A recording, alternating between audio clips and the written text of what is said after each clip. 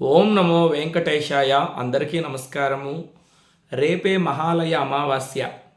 మహాలయ అమావాస్య రోజు మనం ఏ పనులను చేయాలి, ముఖ్యంగా మన పితృదేవతల్ని ఎలా ఆరాధించాలి, రేపు ఏ నియమాలను పాటించాలి అనేటువంటి విషయాలన్నీ కూడా ఈ వీడియోలో మనం స్పష్టంగా క్లుప్తంగా తెలుసుకుందాం.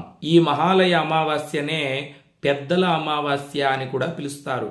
ఎందుకు ఈ మహాలయ అమావాస్యను పెద్దల అమావాస్య అని పిలుస్తారంటే, మన పితృదేవతలు అంటే చనిపోయినటువంటి మన తల్లి తండ్రి కావచ్చు, అవ్వాతాతలు కావచ్చు, మన పూర్వీకులు చనిపోయినటువంటి వారందరూ కూడా పితృలోకం నుండి ఈ మహాలయ అమావాస్య నాడు భూలోకానికి దిగి వస్తారంట.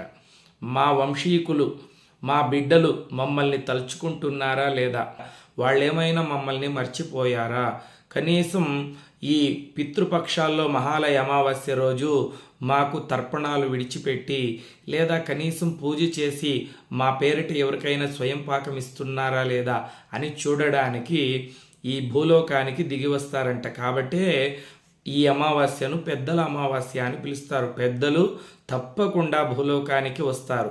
కాబట్టి ఈ మహాలయ అమావాస్య నాడు మన పితృదేవతల్ని ప్రతి ఒక్కరూ తప్పకుండా పూజించాలి, కనీసం స్మరించాలి. సంవత్సరం మొత్తము వాళ్ళని ఆరాధించకపోయినా ఈ పెద్దల అమావాస్య నాడు, మహాలయ అమావాస్య నాడు తప్పకుండా వారిని పూజించాలి, ఆరాధించాలి అని మనకు శాస్త్రాలు చెబుతున్నాయి. ఈ మహాలయ అమావాస్య నాడు ఏ నియమాలను పాటించాలి, అదేవిధంగా మన పితృదేవతల్ని ఎలా పూజించాలో మీకు క్లుప్తంగా చెప్తాను. మహాలయ అమావాస్య నాడు ప్రాతకాలంలోనే నిద్ర లేవాలి. అంటే సూర్యోదయానికంటే ముందే కుటుంబ సభ్యులు అందరూ నిద్ర లేచి కాలకృత్యాలు తీర్చుకొని చక్కగా తలంటుకొని స్నానం చేయాలి. స్నానం చేసిన తర్వాత బాగా ఉతికి ఆరవేసినటువంటి వస్త్రాలని ధరించాలి. తెలుపు రంగు వస్త్రాలని ధరిస్తే చాలా మంచిది. మన పితృదేవతలకు శ్వేతవర్ణం అంటే తెలుపు రంగు వస్త్రాలు అంటే చాలా ఇష్టము. తెలుపు రంగు వస్త్రాలు లేకపోతే ఏ రంగు వస్త్రాలైనా ధరించవచ్చు, కానీ నలుపు రంగు వస్త్రాలని మాత్రం అస్సలు ధరించకూడదు. ఆ తర్వాత సాంప్రదాయబద్ధంగా బొట్టు పెట్టుకోండి, ఇల్లు వాకిలి శుభ్రం చేసుకోండి. ముఖ్యంగా ఇంటి ముందర ముగ్గు పెట్టకూడదు. మహాలయ అమావాస్య నాడు ఇంటి ముందర ముగ్గు పెట్టకూడదు. పితృదేవతా కార్యాలు చేసేటప్పుడు ముగ్గు నిషిద్ధం అన్నమాట. మనము పూజలు, వ్రతాలు, యజ్ఞ యాగాదులు చేసేటప్పుడు ముగ్గు వేస్తాం. ముగ్గు దేవతలకు ఆహ్వానము. అదేవిధంగా ఇంట్లో గంట మ్రోగించకూడదు. గంట మ్రోగించినట్లయితే పితృదేవతలు ఆ ఇంట్లోకి ప్రవేశించరు. ఆగమర్తంతు దేవానాం గమనర్తంతు రాక్షసాం కురు గంటారావం తత్ర దేవతాహ్వానత లాంఛనం. గంట ఎందుకు మ్రోగిస్తామంటే దేవతలు అక్కడికి రావడానికి, రాక్షసులు అక్కడి నుండి వెళ్ళిపోవడానికి. గంట మ్రోగించినట్లయితే అక్కడకు దేవతలు వస్తారు, పితృదేవతలు వెళ్ళిపోతారు. కాబట్టి మహాలయ అమావాస్య నాడు ఇంట్లో గంట మ్రోగించకూడదు, ఇంటి ముందర ముగ్గు పెట్టకూడదు. ముఖ్యంగా మీ పితృదేవతలకు ఇష్టమైనటువంటి వంటలు చేయాలి. మీ పితృదేవతలు అంటే మీ తల్లి తండ్రి కావచ్చు, మీ అవ్వాతాతలు కావచ్చు, వాళ్ళు ఇష్టంగా ఏ ఆహారాన్ని అయితే తీసుకుంటారో అది మీకు తెలుసు కదా.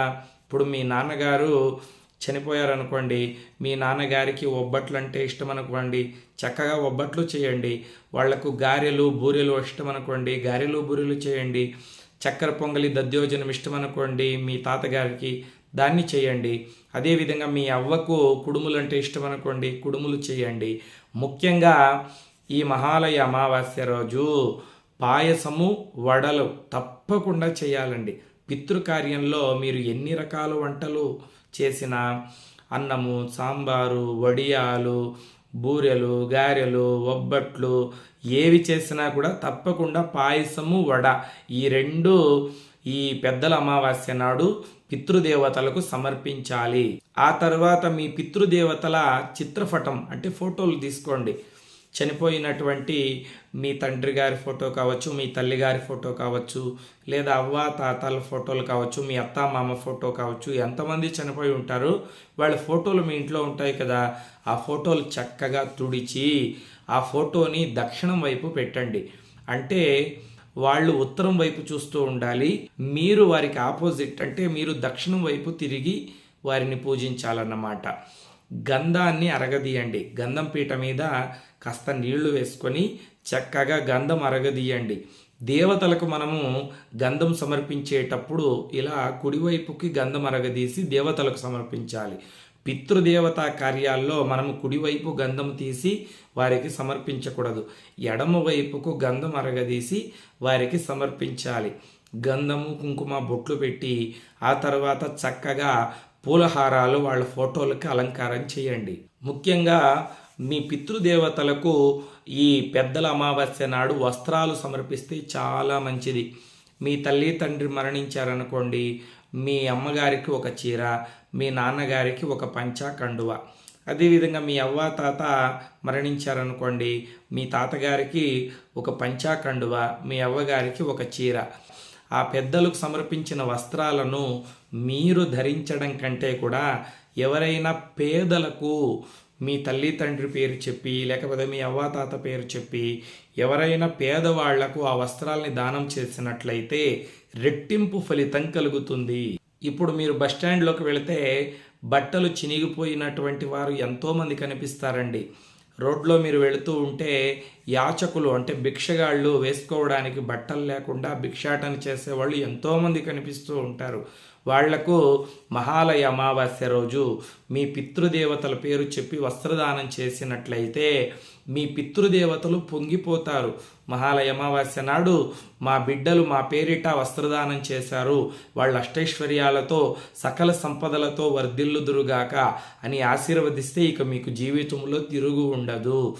మనం సంవత్సరం మొత్తము మన పితృదేవతల పేరిట్లో వస్త్రదానం చేయకపోయినా ఈ మహాలయ అమావాస్య నాడైనా వస్త్రదానం చేస్తే చాలా మంచిది. శక్తి ఉన్నటువంటి వాళ్ళు వస్త్రదానం చేయండి, లేకపోతే మామూలుగా మీ పితృదేవతలకు నమస్కారం చేసుకోండి. ముఖ్యంగా మహాలయ అమావాస్య నాడు కాకికి భోజనం పెట్టాలి. అంటే మీ పితృదేవతల ఫోటో ముందర విస్తరాకు వేసి పాయసము, వడ, అన్నము, సాంబారు, అప్పళాలు, వడియాలు మీరు చేసినటువంటి వంటలన్నీ కూడా పితృదేవతలకు సమర్పిస్తారు కదా. ఆ విస్తరాకును తీసుకొని పోయి మేడ మీద కానీ లేకపోతే దక్షిణం వైపు ఉన్నటువంటి కాంపౌండ్ గోడ మీద కానీ పెట్టేసి దక్షిణం వైపు తిరిగి నమస్కారం చేసుకున్నట్లయితే మీ పితృదేవతలే కాకి రూపంలో వచ్చి మీరు పెట్టిన ఆహారాన్ని తృప్తిగా స్వీకరిస్తారు, ఆశీర్వదిస్తారు. పితృదేవతలు తృప్తి చెంది ఆశీర్వదించినట్లయితే ముక్కోటి దేవతలు ఆశీర్వదించినట్లే. మేము టౌన్లో ఉంటాం గురువు గారు, మా ఇంటి దగ్గర కాకులు రావు, మేమేం చేయాలి అంటే కుక్కకైనా ఆహారం పెట్టండి. కుక్క కాలభైరవుడి స్వరూపము. మనము ఇంట్లో పడుకొని ఉంటే రాత్రంతా కూడా మన ఇంటికి కాపలా కాస్తుంది. ఒక ముద్ద అన్నం పడేస్తే ఎంతో విశ్వాసంగా మన ఇంటి దగ్గర ఉంటుంది. కాబట్టి కుక్కకైనా మీరు ఆహారం సమర్పించవచ్చు. లేదా మీ ఇంటి దరిదాపుల్లో ఎక్కడైనా గోశాల ఉంటే ఆ గోమాతకైనా మీరు ఆహారం సమర్పించవచ్చు. ముఖ్యంగా ఒక పాత్రలో గోమాతకు కొన్ని నీళ్లు సమర్పించి కొంచెం గడ్డి లేదా 2 అరటిపళ్ళు సమర్పించి గోమాతకు 5 ప్రదక్షిణలు చేసినట్లయితే సకల దేవతలు కూడా తృప్తి చెందుతారు. గోమాతను పూజించి 5 ప్రదక్షిణలు చేసినట్లయితే పితృదేవతల అనుగ్రహంతో పాటు ముక్కోటి దేవతల అనుగ్రహము కలుగుతుంది. గోమాత శరీరంలో దేవతలే కాదు పితృదేవతలు ఉంటారు. చరాచర బ్రహ్మాండం ఉంటుంది. అతల వితల సుతల తలాతల రసాతల మహాతల పాతాళ భూలోక భూవర్లోక సువర్లోక మహర్లోక జనకలోక తపోలోక సత్యలోకాలు అనబడే 14 లోకాలు ఉంటాయి. కాబట్టి గోమాతకు ప్రదక్షిణం చేసినట్లయితే మన పితృదేవతలు మన వంశీకులందరికీ మనం ప్రదక్షిణ చేసినట్లే. గోమాతకు మనం ఆహారం సమర్పించినట్లయితే మన పూర్వీకులు మన పితృదేవతలందరికీ మనం ఆహారం సమర్పించినట్లే.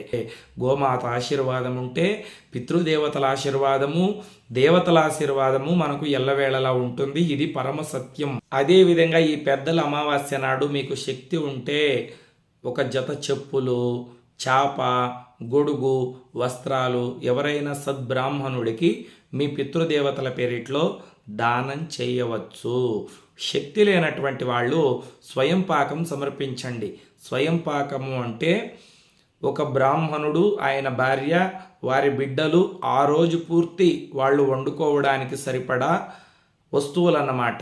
బియ్యము, పప్పు, కూరగాయలు, అదేవిధంగా తాంబూలంలో ఒక 100 రూపాయలు దక్షిణ సమర్పించి వారి పాదాలకు నమస్కారం చేసుకోండి. ముఖ్యంగా పెద్దల అమావాస్య నాడు భార్యాభర్తలు గొడవలు పెట్టుకోకూడదు. ఒకరినొకరు తిట్టుకోవడము, కొట్టుకోవడము అస్సలు చేయకూడదు. పితృలోకం నుండి పితృదేవతలు ఇంటి దగ్గరకు వచ్చి చూసినప్పుడు మనం సంతోషంగా ఉంటే వాళ్ళు సంతోషంగా మళ్ళా పితృలోకానికి వెళ్తారు. మనం గొడవలు పడుతూ ఉంటే వాళ్ళు వచ్చే సంవత్సరం మహాలయ అమావాస్య వరకు బాధపడుతూనే ఉంటారు. ఏమో మా పిల్లలు చక్కగా ఉంటారని పెళ్లి చేస్తే వాళ్ళు ఎప్పుడూ గొడవలు పెట్టుకుంటూ ఉన్నారు అని వాళ్ళు బాధపడతారు. కాబట్టి ఈ పెద్దల అమావాస్య నాడు ఇంట్లో భార్యాభర్తలు గొడవలు పెట్టుకోకూడదు. ముఖ్యంగా చిన్న పిల్లల్ని కొట్టకూడదు. మన పితృదేవతలకు చిన్నపిల్లలు అంటే చాలా ఇష్టం. వాళ్ళు మన బిడ్డల్ని చూసి సంతోషపడతారు. మనం బిడ్డలు అల్లరి చేస్తున్నారని కొట్టేస్తే వాళ్ళు ఏడుస్తూ ఉంటే పితృదేవతలు చాలా బాధపడతారు. కాబట్టి రేపు మీ పిల్లలు ఎంత అల్లరి చేసినా వారిని తిట్టడం కానీ కొట్టడం కానీ చేయకండి. చిరునవ్వుతో వారిని మందలించండి. అదేవిధంగా మహాలయ అమావాస్య నాడు క్షవరం చేసుకోకూడదు. అంటే కటింగు, షేవింగు లాంటివి చేసుకోకూడదు. గోర్లు కత్తిరించకూడదు. ఈ పెద్దల అమావాస్య నాడు మన ఇంటికి ఎవరు అతిథులు వచ్చినా తప్పకుండా వారికి భోజనం పెట్టి పంపించాలి. వాళ్ళు భోజనం తినలేదనుకోండి 2 అరటిపళ్ళు ఇచ్చి 1 గ్లాసులో పాలైనా ఇచ్చి పంపించాలి. అదేవిధంగా ఎవరైనా యాచకులు అంటే భిక్షగాళ్ళు ఇంటి దగ్గరికి వస్తే మా ఇంట్లో ఏమీ లేదు ఇక్కడ నుండి వెళ్ళు అని మాత్రం అనకండి. తప్పకుండా వాళ్లకు ఆహారం పెట్టి పంపించండి. లేదా ఒక 10 రూపాయలైనా మీ పితృదేవతల పేరు చెప్పి వారికి దానం చేయండి. చిట్ట చివరిగా ఇంకొక విషయాన్ని చెప్తాను, బాగా గుర్తుపెట్టుకోండి. మహాలయ అమావాస్య రోజు మీ పితృదేవతల ఫోటోలకు చక్కగా గంధము కుంకుమ బొట్లు పెట్టి పూలు సమర్పించి వారికి విస్తరాకు వేసి పాయసము, వడ, మీరు చేసినటువంటి పిండి వంటలంతా కూడా పెట్టి పితృదేవతా స్తోత్రాన్ని తప్పకుండా చదవాలి. పితృదేవతా స్తోత్రం ఇంతకు ముందు వీడియోలో నేను మీకు నేర్పించాను కదా. ఆ పితృదేవతా స్తోత్రాన్ని ఒక 3 సార్లు లేదా కనీసం ఒక్కసారైనా చదివి ఆ తర్వాత మీరందరూ కూడా ఇంట్లో నుండి బయటకు వచ్చేసి ఇల్లు వాకిలి వేసేసేయాలి. ఒక 10 నిమిషాలు మీరు మౌనంగా బయట కూర్చోండి. మీ పితృదేవతలు వచ్చి మీరు సమర్పించినటువంటి ఆహారాన్ని స్వీకరిస్తారు. ఆ తర్వాత ఆ ఆహారాన్ని మేడ మీద కానీ లేదా దక్షిణం వైపు ఉన్నటువంటి గోడ మీద కానీ పెట్టి మీ పితృదేవతలకు నమస్కారం చేసుకొని ఆ తర్వాత మీ కుటుంబ సభ్యులందరూ కూర్చొని ఆహారాన్ని స్వీకరించవచ్చు.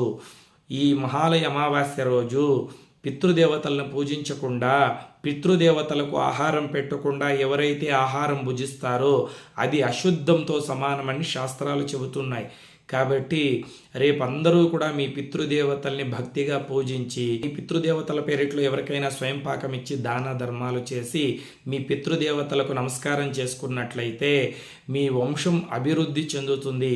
పితృదేవతల అనుగ్రహం మీకు, మీ కుటుంబ సభ్యులకు పరిపూర్ణంగా కలుగుతుంది. లోకా సమస్తా సుఖినో భవంతు. స్వస్తి.